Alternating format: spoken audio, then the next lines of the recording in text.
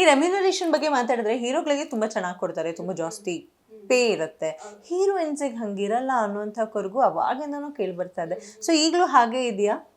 ಹೌದು, ಅದರಲ್ಲಿ ಏನು ಚೇಂಜಸ್ ಇರೋದಿಲ್ಲ, ಅದರಲ್ಲಿ ಹಾಗೆ ಸೊ ಇರುತ್ತೆ. ಏನ್ ಮಾಡ್ಬೇಕು, ಅದು ಚೇಂಜ್ ಆಗ್ಬೇಕಂದ್ರೆ ಹೀರೋಯಿನ್ಸ್ ಯಾವ ರೀತಿ ಕ್ರಮನ ತಗೋಬೇಕು ಅಂತೀರಿ? ನಾವು ಏನು ಕ್ರಮ ತಗೊಂಡ್ರು ಏನು ಯೂಸ್ ಇಲ್ಲ. ಇವಾಗ ನಾನು ಏನಾದರೂ ಮಾತಾಡಿದ್ರೆ ನಮ್ಮ ಬಗ್ಗೆನೇ ಮತ್ತೆ ಮಾತಾಡ್ತಾರೋ, ಐರನ್ ಹಾಗೆ ಅಂದ್ಬಿಟ್ಟಿದ್ದಾಳೆ, ಹಂಗೆ ಅಂದಿದ್ದಾಳೆ ಅಂತ ಹೇಳಿ. ಸೊ ನೋ ಯೂಸ್ ಅಷ್ಟೇ.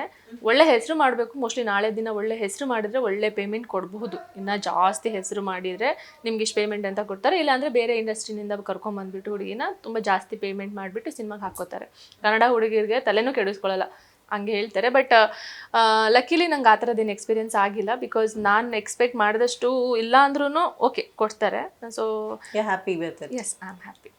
ಆ್ಯಂಡ್ ಬೇರೆ ಭಾಷೆಗಳಿಗೆ ಆಫರ್ಸ್ ಬಂದಿರೋದು, ಹೋಗೋದು ಮುಂದಿನ ದಿನಗಳಲ್ಲಿ? ಸೊ ಏನಾಗುತ್ತೆ, ಲ್ಯಾಂಗ್ವೇಜ್ ಪ್ರಾಬ್ಲಮ್ ಆಗುತ್ತೆ ಒಂದು. ಆಮೇಲೆ ನನಗೆ ಇಲ್ಲಿ ಲಾಂಚ್ ಆಗಿರೋ ಥರನೇ ಬೇರೆ ಭಾಷೆಗೆ ಹೋದ್ರೂ ಲಾಂಚ್ ಆಗಬೇಕು. ಸುಮ್ಮನೆ ಸರ್ವೈವಲ್ಗೋಸ್ಕರ ಮಾಡೋದು ಅಷ್ಟೊಂದೇನು ಚೆನ್ನಾಗಿ ಅನಿಸಲ್ಲ ನನ್ನ ಪ್ರಕಾರ. ಆಮೇಲೆ ಕನ್ನಡದಲ್ಲೇ ಒಳ್ಳೊಳ್ಳೆ ಆಪರ್ಚುನಿಟಿ ಇದೆ ನನಗೆ ಇವಾಗ. ಸೊ ಇಲ್ಲಿ ನಾನು ಇನ್ನೂ ಗುರ್ತಿಸ್ಕೊಳ್ಳೋದಿದೆ, ಜನಗಳಿಗೆ ಹತ್ರ ಆಗೋದಿದೆ, ಕೆಲಸ ಮಾಡೋದಿದೆ. ಸೊ ಇಲ್ಲಿ ಫಸ್ಟ್ ಮಾಡೋಣ. ಮಾಡಬಾರ್ದು ಅಂತೇನಿಲ್ಲ, ಬೇರೆ ಭಾಷೆಗಳಿಗೆ ಒಂದು ಒಳ್ಳೆ ಪ್ರಾಜೆಕ್ಟ್ ಬಂದರೆ ಖಂಡಿತ ಮಾಡ್ತಾರೆ. ದರ್ಶನ್ ಅಂದ್ರೆ ಸಿಕ್ಕಾಪಟ್ಟೆ ಇಷ್ಟ ಅಂತೆ. ಹೌದು, ಚಾಲೆಂಜಿಂಗ್ ಸ್ಟಾರ್ ದರ್ಶನ್. ಹೌದು. ಸೊ ಯಾಕೆ ಇಷ್ಟ ಆಗ್ತಾರೆ? ಅದೇನೋ ಗೊತ್ತಿಲ್ಲ, ಚಿಕ್ಕವಳಿಂದನೂ ನನಗೆ ಇಷ್ಟ ಅವರು. ತುಂಬ ಮನೇಲೂ ಇಷ್ಟ, ನಮ್ಮ ಬ್ರದರ್ಗೆ ಇಷ್ಟ. ಸೊ ಅವರಂದರೆ ಸಿಕ್ಕಾಪಟ್ಟೆ ಇಷ್ಟ. ಮೀಟ್ ಮಾಡಿದ್ದಿದೆಯಾ? ತುಂಬ ಸಲ ಮೀಟ್ ಮಾಡಿದ್ದೀನಿ. ವಿಕ್ಟ್ರಿ ಟು 50 days ಸೆಲೆಬ್ರೇಷನ್ ಕೂಡ ಅವರೇ ಬಂದಿದ್ದರು. ಆಮೇಲೆ ನನ್ನ ಫಸ್ಟ್ ಅಪೂರ್ವ ಸಿನಿಮಾ ಸಾಂಗ್ ಲಾಂಚ್ಗೂ ದರ್ಶನ್ ಸರ್ ಬಂದಿದ್ದರು. ಅದಾದಮೇಲೆ ಮತ್ತೆ ಎವ್ರಿ ಟೈಮ್ ಈವೆಂಟ್ಗಳಿಗಾಗಿರ್ಬೋದು ಅಲ್ಲಿ ಇಲ್ಲಿ ಎಲ್ಲ ಸಿಗ್ತಾ ಇರ್ತೀವಿ. ಸೊ ನನಗೆ ಫೇವ್ರೇಟ್. ಹೌದು. ಸೊ ಹೀರೋಯಿನ್ಗಳಲ್ಲಿ ಯಾರು ನಿಮಗೆ ತುಂಬ ಇಷ್ಟ? ಹೀರೋಯಿನಲ್ಲಿ ಸೌಂದರ್ಯ ಮ್ಯಾಮ್ ತುಂಬ ಇಷ್ಟ. ಆಮೇಲೆ ಕಲ್ಪನಾ ಮ್ಯಾಮ್ ಇಷ್ಟ. ಹಳೆ ಕಾಲದ ಸಿನಿಮಾದಲ್ಲಿ ನಾನು ಆ್ಯಕ್ಟಿಂಗ್ ಕಲಿಯೋದು ಕೂಡ ಟಿ ವಿನಲ್ಲಿ ಹಳೆಯ ಸಿನಿಮಾ ಹೀರೋಯಿನ್ಸ್ದ ಆ್ಯಕ್ಟಿಂಗ್ ನೋಡ್ತಾ ಇರ್ತೀನಿ ನಾನು ಅವ್ರನ್ನ ನೋಡಿ, ಓ ಹಿಂಗೆ ಮಾಡ್ತಾಯಿದ್ರು, ಇವ್ರು ಹಿಂಗೆ ಮಾಡ್ತಾಯಿದ್ರು ಆ ಥರ ನೋಡ್ತೀನಿ. ನಂಗೆ ಹಳೆಯ ಕಾಲದ ಸಿನಿಮಾ ಎಲ್ಲ ಇಷ್ಟ. ಎಲ್ಲರೂ ಇಷ್ಟ ಆಗ್ತಾರೆ. ಓಕೆ, ಹಳೆ ಕಾಲದ ಹೀರೋಗಳ ಬಗ್ಗೆ ಮಾತಾಡೋದಾದ್ರೆ ರಾಜ್ಕುಮಾರ್ ಸರ್, ಅಪ್ಪಾಜಿ ಅವರು. ಸೊ ಈ ಅಪ್ಪಾಜಿಯವರ ಫ್ಯಾಮಿಲಿ ದೊಡ್ಡ ಮನೆ ಫ್ಯಾಮಿಲಿ ಅಂತ ಏನು ಹೇಳ್ತೀವಿ. ಸೊ ಶಿವಣ್ಣ ಆಗಿರ್ಬೋದು. ಸೊ ಇವಾಗ ಇನ್ನೊಂದು ಜನರೇಷನ್ ಬರ್ತಿದೆ. ಸೊ ಅವ್ರಗಳ ಜೊತೆ ಆಪರ್ಚುನಿಟಿ ಸಿಕ್ಕಿದ್ರೆ ಎಷ್ಟು ಈಗರ್ ಆಗಿ ವೇಟ್ ಮಾಡ್ತಿದ್ದೀರಾ? Already set ready for it? Yes. ಅಂದರೆ ಯಾರಿಗೆ ತಾನೇ ಇಷ್ಟ ಆಗಲ್ಲ ಅಲ್ವಾ? ಅಂದರೆ ಅಪ್ಪಾಜಿ ಫ್ಯಾಮಿಲಿ ವಜ್ರೇಶ್ವರಿ ಕಂಬೈನ್ಸಲ್ಲಿ ಕೆಲಸ ಮಾಡೋದು ಅಂತ ಹೇಳಿದರೆ ಆಪರ್ಚುನಿಟಿ ಬಂದರೆ ಪಕ್ಕ ಮಾಡ್ತೀನಿ. ಎಲ್ಲರೂ ಮಾಡ್ತಾರೆ ಅದನ್ನು, ಯಾರು ಬಿಟ್ಟು. ಸೊ ಹೊಸ ಹೀರೋ ಜೊತೆ ಚಿತ್ರ ಮಾಡಬೇಕು ಅಂದ ತಕ್ಷಣ ಹಿಂದೆ ಹಾಕ್ತಾರೆ ಎಸ್ಟಾಬ್ಲಿಷ್ಡ್ ಹೀರೋಯಿನ್ಸ್ ಅನ್ನೋಂಥ ಮಾತಿದೆ. ಇದಕ್ಕೆ ನಿಮ್ಮ ಉತ್ತರ ಏನು? ಹಾಗೇನಿಲ್ಲ. ನನಗೇನಪ್ಪ ಅಂದರೆ ನಾನು ಸ್ಟೋರಿ ಕೇಳ್ತೀನಿ. ಚೂಸಿ ಆಗಿರ್ಬೋದು, ಒಂದೊಳ್ಳೆ ಸ್ಟೋರಿ ಇದೆ ಅಂದಾಗ ಪಕ್ಕ ಮಾಡ್ತೀನಿ ನಾನು. ಸೊ ನೀವು ಡಿರೆಕ್ಟರ್ ನೋಡಿ ಚಿತ್ರನ ಒಪ್ಕೋತೀರಾ, ಪ್ರೊಡ್ಯೂಸರ್ನ ನೋಡಿ ಒಪ್ಕೋತೀರಾ, ಅಲ್ಲ ಆ್ಯಕ್ಟರ್ನ ನೋಡಿ ಚಿತ್ರ ಒಪ್ಕೋತೀರಾ? ಹೇಗೆ ನಿಮ್ಮ ಟೇಕ್?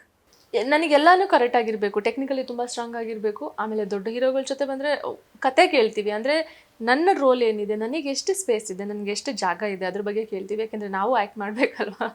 ಒಂದೊಂದು ಸಿನಿಮಾದಲ್ಲಿ ಆ ಥರದ್ದು ಆಗೋದಿಲ್ಲ. ಬಟ್ ಏನೂ ಮಾಡೋಕ್ಕಾಗಲ್ಲ. ಆ ಥರ ಆಪರ್ಚುನಿಟಿ ಸಿಗಲಿ, ಒಳ್ಳೊಳ್ಳೆ ಹೀರೋಗಳ ಜೊತೆ ಸಿಕ್ಕಿದ್ರೆ ನಮ್ಮನ್ನು ನಾವು ಗುರುತಿಸ್ಕೋಬೋದು. ನೆಕ್ಸ್ಟ್ ಪ್ರಾಜೆಕ್ಟ್ ಹೇಗಾದರೂ ಆಗಲಿ ಅಂತ ಮಾತಾಡ್ತೀವಿ. ಸೊ ಎಲ್ಲನೂ ನೋಡಬೇಕಾಗುತ್ತೆ. ಸೊ ಎಲ್ಲ ನೋಡಿ ತುಂಬಾ ಯೋಚನೆ ಮಾಡಿ ಒಂದು ಪ್ರಾಜೆಕ್ಟ್. ತುಂಬಾ ಯೋಚನೆ ಮಾಡೋದಕ್ಕೆ ನಮ್ಮ ಮಮ್ಮಿ ಡಿಸಿಷನ್ ತಗೋತಾರೆ. ಫ್ಯಾಮಿಲಿ ಮೇಲೆ ಬಿಡ್ತೀನಿ. ನಂಗೆ ಇಷ್ಟ ಆಯಿತು ಅಂತ ಹೇಳಿದರೆ ನನಗೆ ಆ್ಯಸ್ ಯೂಶುವಲ್ ಇಷ್ಟ ಆಗೇ ಆಗುತ್ತೆ, ಒಳ್ಳೆ ಕತೆ ಇದ್ದಾಗ. ಸೊ ಒಪ್ಕೋತೀನಿ. ಓಕೆ, ಯಾವ ರೀತಿ ಕತೆಗಳು ಬಹಳ ಖುಷಿ ಕೊಡುತ್ತೆ ತಮಗೆ? ಈ ಹಾರರ್ ಬೇಸ್ಡಾ ಇಲ್ಲ ಲವ್ ರೊಮ್ಯಾಂಟಿಕ್ ಮೂವಿಗಳ ಕತೆ ಇಷ್ಟ ಆಗುತ್ತಾ ನಾನು ಮಾಡೋದಕ್ಕಂದ್ರೆ ಇವಾಗ ಇಷ್ಟು ದಿನ ಮಾಡಿದ್ದು ಕೂಡ ಸಬ್ಜೆಕ್ಟ್ಗಳು ಹಾಗೆ ಇದೆ. ಎಲ್ಲ ಡಿಫ್ರೆಂಟ್ ಆಗಿದೆ. ಯಾವುದೂ ಕೂಡ ಒಂದೇ ಥರ ರಿಪೀಟೆಡ್ ಆಗಿಲ್ಲ. ಒಂದು ಕಾಮಿಡಿ ಆದರೆ ಇನ್ನೊಂದು ಹೀರೋಯಿನ್ ಸೆಂಟ್ರಿಕ್ ಸಿನಿಮಾ ಪುರುಷೋತ್ತಮ ಫುಲ್ಲು ಅವಳ ಮೇಲೆ ಹೋಗುತ್ತೆ. ಆ ಸಿನಿಮಾ ನೋಡಿ ಎಷ್ಟು ಜನ ಏನು ಈ ಥರದ್ದು ನೀನು ಮಾಡ್ತೀಯ ಅಂತ ನಾವು ಅಂದ್ಕೊಂಡಿರಲಿಲ್ಲ ಅಂತ ಹೇಳಿದರು.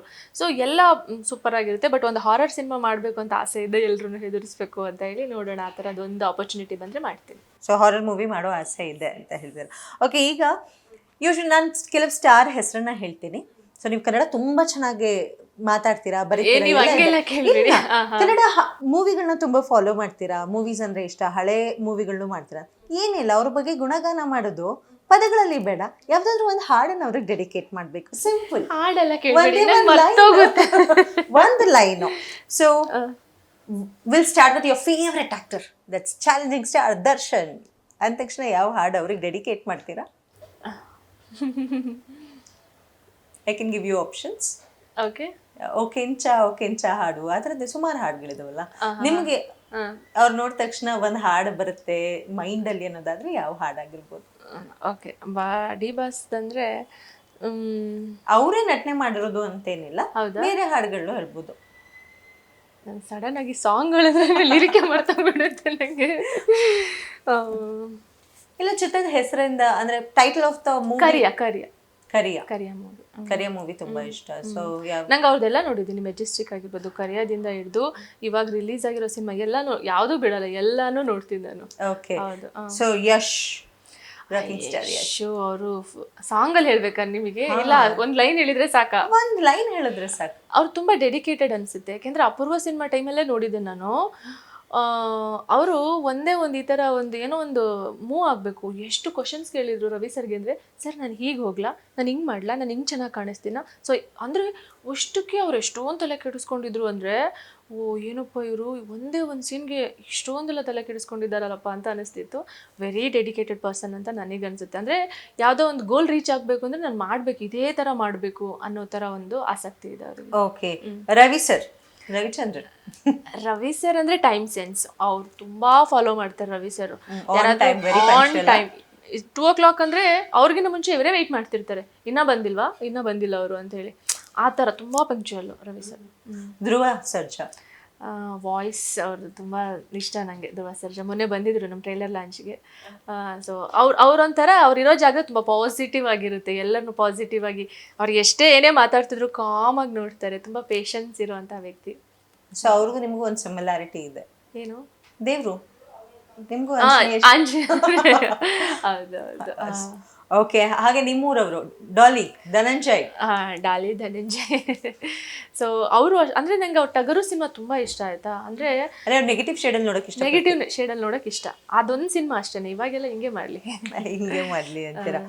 ಸೊ ಕಿಚ್ಚ ಸುದೀಪ್ ವಾಯ್ಸ್, ಅಪೂರ್ವ ಸಿನಿಮಾಗೆ ಅವ್ರ ವಾಯ್ಸ್ ಹೆಂಗಿತ್ತು ಅಂದರೆ, ಅವ್ರು ಮಾತಾಡಿದ್ರೆ ಸೂಪರ್. ಕೆಂಪೇಗೌಡ ಸಿನಿಮಾನು ಅಷ್ಟೇ, ನಂಗೆ ತುಂಬ ಇಷ್ಟ ಆ ಸಿನಿಮಾ.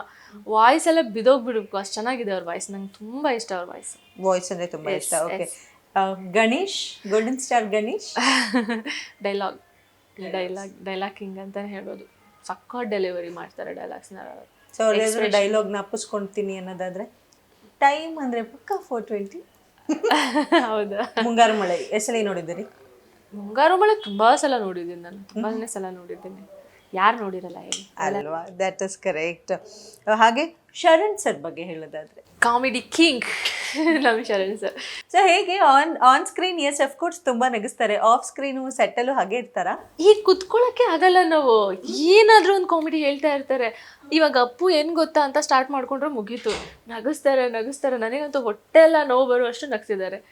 ಈ ಥರ ಕುತ್ಕೊಳ್ಳೋಕ್ಕೂ ಬಿಡಲ್ಲ, ನಗಿಸ್ತಾನೇ ಇರ್ತಾರೆ. ಅಂದರೆ ಸುಮ್ಮನೆ ಕುತ್ಕೋಬಾರ್ದು, ಆರಾಮಾಗಿರಿ. ಸೆಟ್ಟಲ್ಲೂ ಅಷ್ಟೇ. ಫಸ್ಟ್ ಡೇ ಶೂಟಿಂಗ್ ನನಗೆ ಅಪೂರ್ವ ಸಿನಿಮಾ ಸ್ವಲ್ಪ ಲಾಂಗ್ ಗ್ಯಾಪ್ ಆಯಿತು. ಅದಾದಮೇಲೆ ಫಸ್ಟ್ ಡೇ ಶೂಟ್ ಇಟ್ಕೊಂಡಿದ್ರು ವಿಕ್ಟ್ರಿ ಟೂದು. ನನಗೆ ಭಯ. ಅವತ್ತು ರವಿಶಂಕರ್ ಸರ್ ಇದ್ದಾರೆ, ಒಂದು ಸೀನ್ ಇದೆ ನನಗೆ, ಅವ್ರಿಗೆ ಡೈಲಾಗ್ ಇಲ್ಲ, ನನಗೆ ಫಸ್ಟ್ ಡೈಲಾಗ್ ಇದೆ. ಓಕೆ ಆಯಿತಾ, ಹೆಂಗಪ್ಪ ಮಾಡೋದು ಅಂತ ಫುಲ್ಲು ಭಯ ಪಡ್ಕೋತಾ ಇದ್ದೀನಿ. ಮಾಡಮ್ಮ ಅಂತ ಹೇಳಿದ್ರು. ನಾನು ಫಾಸ್ಟಾಗಿ ಹೋಗಿ ಡೈಲಾಗ್ ಡೆಲಿವರಿನ ಮಾಡಿಬಿಟ್ಟೆ, ಹೆಂಗೋ ಹೇಳ್ಬಿಟ್ಟೆ. ಶರಣ್ ಸರ್ ಬಂದುಬಿಟ್ಟು, ಸೂಪರ್, ಏನ್ರಿ ಇಷ್ಟು ಚೆನ್ನಾಗಿರೋ ಇವರನ್ನ ಸೆಲೆಕ್ಟ್ ಮಾಡಿದ್ದೀರಾ, ಏನು ಸಖತ್ತಾಗಿ ಆ್ಯಕ್ಟ್ ಮಾಡಿಬಿಟ್ಲು ಹುಡುಗಿ, ಸೂಪರ್ ಮೇಡಮ್, ಸಖತ್ತಾಗಿ ಮಾಡಿದ್ರಿ ಅಂದರು. ಡೈರೆಕ್ಟ್ರಿಗಲ್ಲಿ ಆಗಿಲ್ಲ, ಸರಿ ಹೋಗಿಲ್ಲ, ಇನ್ನೊಂದು ಟೇಕ್ ಬೇಕು. ಅವ್ರು ಹಂಗೆ ಹೇಳಿದ್ಕೆ ನನಗೆ, ಓ ನಾನು ಇಷ್ಟು ಚೆನ್ನಾಗಿ ಮಾಡಿಬಿಟ್ನಾ, ನೆಕ್ಸ್ಟ್ ಇನ್ನೂ ಸೂಪರಾಗಿ ಮಾಡ್ಬೇಕು ನಾನು. ಅಂದರೆ ನನಗೊಂದು ಮೋಟಿವೇಟ್ ಆಗುತ್ತೆ, ನೆಕ್ಸ್ಟು ನಾನು ಸಖತ್ತಾಗಿ ಮಾಡಬೇಕು. ಆ ಭಯನೇ ಹೊರಟೋಯ್ತು ನನಗೆ. ಸೂಪರ್, ಎಷ್ಟು ಖುಷಿ ಆಯಿತು ಅಂದರೆ ಸಖತ್ತಾಗಿತ್ತು. ಆ ಥರ ನಮ್ಮನ್ನು ಆರಾಮ್ ಮಾಡಿಬಿಡ್ತಾರೆ ಶರಣ್ ಸರ್, ತಲೆ ಕೆಡಿಸ್ಕೊಳ್ಳಲ್ಲ, ಕಾಮಾಗಿ ಮಾಡಬೇಕು ಅಂತ ಅನಿಸುತ್ತೆ ಅವಾಗೆಲ್ಲ. ಓಕೆ. ಸೊ ಆಲ್ಮೋಸ್ಟ್ ಎಲ್ಲ ಹೀರೋನ ಕವರ್ ಮಾಡಿದ್ವಿ. ಸೊ ಕೆಲವೊಂದು ಹೀರೋಯಿನ್ಸು, ಕೆಲವೊಂದು ನಟರ ಹೆಸರನ್ನೇ ಹೇಳ್ತೀನಿ, ಅವರಲ್ಲಿ ಇರೋದು ನನ್ನಲ್ಲಿ ಇಲ್ಲ ಅನ್ನೋದಾದರೆ ಏನು ಅಂತ. Anything, it may be anything, it's just for fun ಅಷ್ಟೇ. So let me start with Radhika Pandit.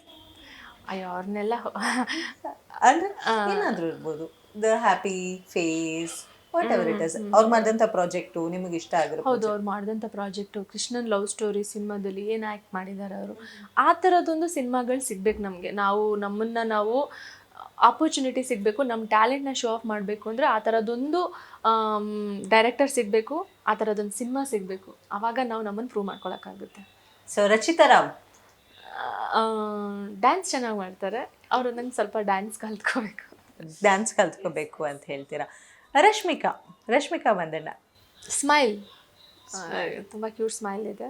ಆಮೇಲೆ ಅವ್ರು ಎಲ್ಲೂ ಹೋದ್ರೂ ಅವ್ರದ್ದು ಇದೆಯಲ್ಲ, ಅಂದರೆ ಮುಟ್ಟಿದೆಲ್ಲ ಚಿನ್ನ ಆಗ್ತಿದೆ ಆ್ಯಕ್ಚುಲಿ ಇವಾಗ ಅವ್ರದ್ದೆಲ್ಲ. ಅದೊಂದು ಲಕ್. ಎಲ್ಲರಿಗೂ ಆ ಥರದ ಪಟ್ಟಂತ ಯಾರಿಗೂ ಲಕ್ ಸಿಗಲ್ಲ. ಟ್ಯಾಲೆಂಟ್ ಇದ್ದರೂ, ನಿನಗೆ ಎಂಥ ಟ್ಯಾಲೆಂಟ್ ಇದ್ರೂ ಸ್ವಲ್ಪ ಲಕ್ ಜೊತೇಲಿರಬೇಕು. ಅವಾಗ ಮಾತ್ರ ನೀನೇನಾದರೂ ಸಾಧನೆ ಮಾಡೋಕ್ಕೆ ಸಾಧ್ಯ ಆಗುತ್ತೆ. ಎಷ್ಟೊಂದು ಜನ ಟ್ಯಾಲೆಂಟ್ ಇರೋರು ನಮ್ಮ ಎಲ್ಲ ಕಡೆ ಇರ್ತಾರೆ ಅಲ್ವಾ, ಚೂರು ಲಕ್ ಬೇಕಾಗುತ್ತೆ. So luck plus smile. Luck plus smile ಅಂತ ಹೇಳ್ತೀರಾ.